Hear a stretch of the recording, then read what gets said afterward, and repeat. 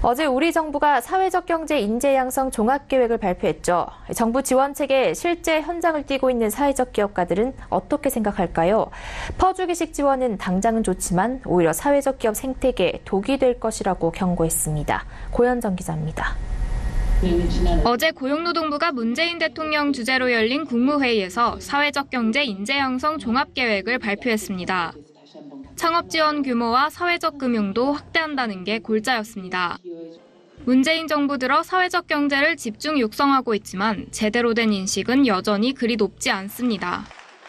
정부에서 실제로 사회적 경제에 대한 인지도 조사 결과 아직까지 87.5%는 들어본 적이 전혀 없거나 들어본 적은 있지만 무엇인지 모른다고 답했습니다. 이에 대해 사회적 기업가들은 육성책과 함께 사회적 기업에 대한 제대로 된 인식이 더 중요하다고 강조합니다.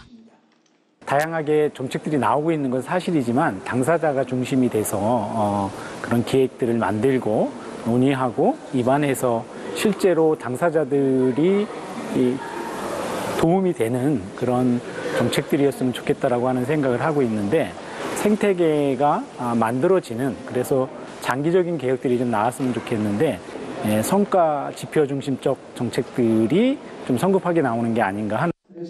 정부가 물고기 잡아주기식 대책만 쏟아내면서 신규 기업 발굴에만 힘쓰면 결과적으로는 사회적 경제 전체에 독이 될 것이라는 겁니다. 특히 청년 사회적 기업가들은 그럴수록 사회적 기업이 온실 속 화초라는 이미지만 굳어져 일반 기업과 정상적으로 경쟁할 기회를 빼앗을 수 있다고 말합니다. 더 나아가 자생력을 갖춘 기업이 있다면 재정적인 지원에서는 과감히 손을 떼고 상장 회사가 되도록 하는 한 걸음 더 나아간 인식이 필요하다는 겁니다. 사회적 경제가 유럽이나 미국처럼 규모화되고 선진화되려면 이제는 시민들과 직접 만나고 시민들의 삶 속에서 경제활동이 일어나는데 직접 참여할 수 있어야 되거든요. 그러려면 우리의 경쟁력 수준도 대단히 높아져야 되는 게 사실입니다.